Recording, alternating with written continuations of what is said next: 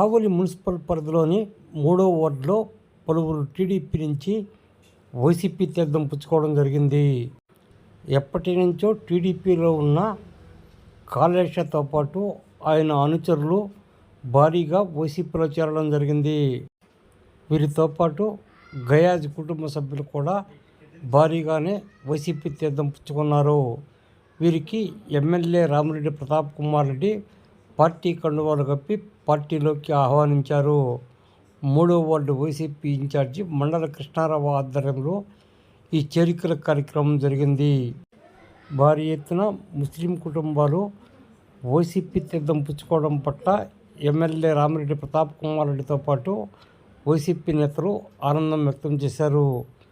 వారికి పార్టీలో సముచిత స్థానం కల్పిస్తామని ఈ సందర్భంగా ఎమ్మెల్యే రామిరెడ్డి ప్రతాప్ కుమార్ రెడ్డి పేర్కొన్నారు.